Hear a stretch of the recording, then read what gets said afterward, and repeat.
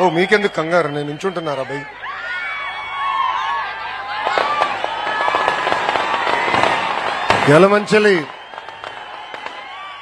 యలమంచిలి అంటే గుర్తొచ్చేది కంచుకోట.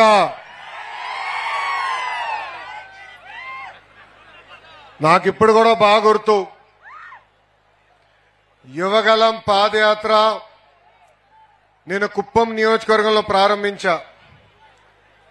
ఆనాడు ఇట్లనే పెద్ద ఎత్తున ప్రజలు వస్తే స్టూల్ వేసుకుని నుంచున.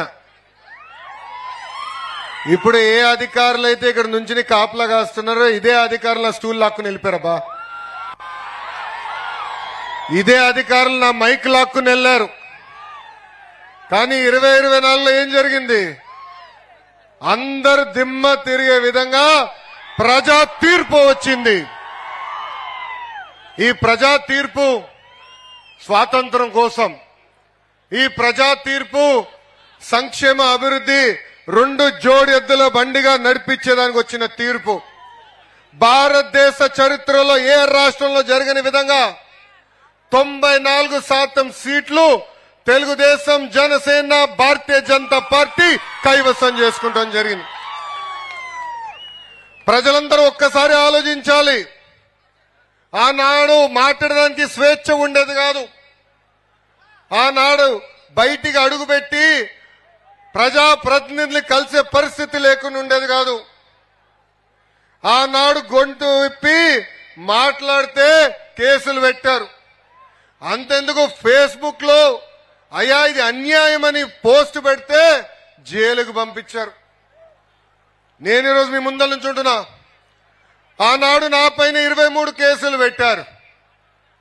భారతదేశంలో ఏ రాష్ట్రంలో హోంమంత్రి గారి పైన 23 కేసులు ఉండదు. కానీ అదే మన హోంమంత్రి అనిత గారి పైన ఆనాడు ప్రభుత్వం 23 కేసులు పెట్టారు. అనిత గారు ఆనాడు ఒక దళిత మహిళని చంపేశారని పులివెందులకు వెళ్తే అనిత గారి పైన కూడా SC/ST కేసు పెట్టారు. ఇక్కడ మా young and dynamic leader Ayyanna Patrudu గారు ఉన్నారు. Young dynamic at heart. పులి ఆనాడు ప్రజల తరపున పోరాడితే అయ్యన్న పాత్రుడు గారి పైన ఏకంగా నిర్భయ కేసు పెట్టారు. కానీ ప్రజలు వెనకాల ఉండి నడిపించారు. మాకు మీరు అండగా నిలబడ్డారు. ఏం తప్పు చేయని చంద్రబాబు నాయుడు గారిని 53 రోజులు బంధిస్తే పెద్ద ఎత్తున మీరు బయటికి వచ్చి మాకు అండగా నిలబడ్డారు. అందుకే మాలో కసి పెరిగింది. సంక్షేమం చేయాలి, అభివృద్ధి చేయాలి లక్ష్యంతో ఈరోజు పనిచేస్తున్నాం. ప్రజలందరూ ఒక్కసారి ఆలోచించాలి. గతంలో 1000 రూపాయలు పెన్షన్ పెంచడానికి 5 సంవత్సరాలు తీసుకుంటే ఎన్డీఏ ప్రభుత్వం వచ్చిన మొదటి నెలలోనే 1000 రూపాయలు పెన్షన్ పెంచి ఈ రోజు 4000 రూపాయలు ప్రతి నెల ఇంటికెళ్లి అందిస్తున్నాం. భారతదేశంలో ఏ రాష్ట్రంలో 4000 రూపాయలు పెన్షన్ ఇవ్వట్లేదు. వికలాంగులుంటే 6000 రూపాయలు, బెడ్కే పరిమితం అవుతే 15,000 రూపాయలు పెన్షన్ ఈ రోజు ఎన్డీఏ ప్రభుత్వం అందిస్తుంది. అంతేకాదు మూసేసిన అన్న క్యాంటీన్ తిరిగి ప్రారంభించాం. ఈ రోజు గ్యాస్ సిలిండర్లు కూడా ఉచితంగా ఎన్డీఏ ప్రభుత్వం అందజేస్తుంది.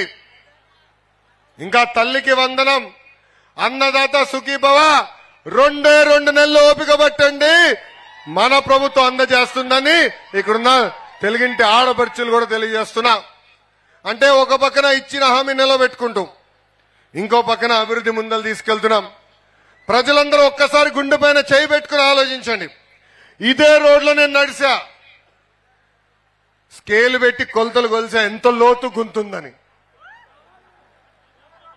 నేనెక్కడ నడవాలంటే కార్యకర్తలు పక్కన పెట్టుకుని సరదాగా చేసి మాట్లాడుతూ నడిచేవాడిని.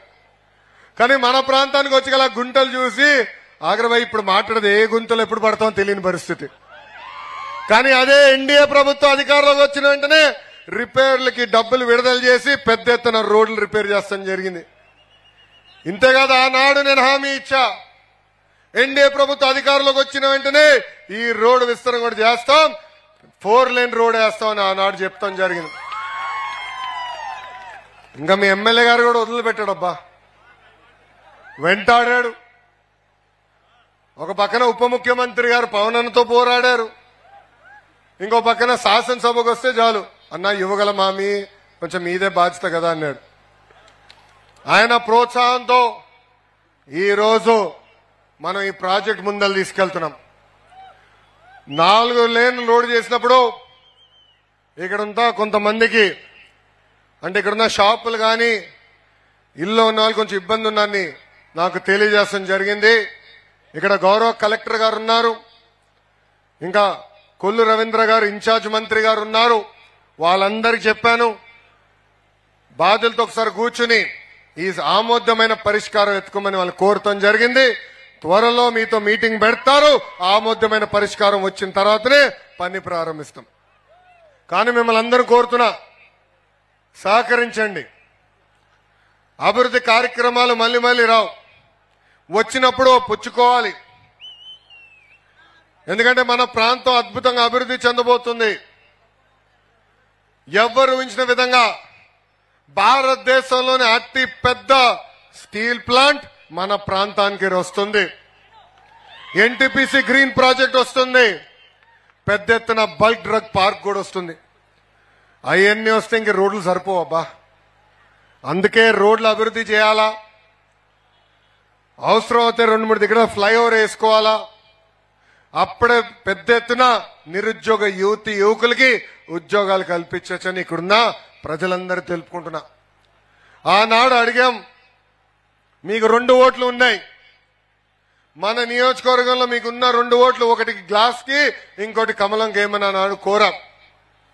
ఈరోజు ఎంపీగా రమేష్ అన్ని మీరు గెలిపించారు. నేను ప్రధానమంత్రి గారిని రాజమండ్రి మీటింగ్ లో కలిసా. మనం ప్రతిపక్షంలో ఉన్నప్పుడు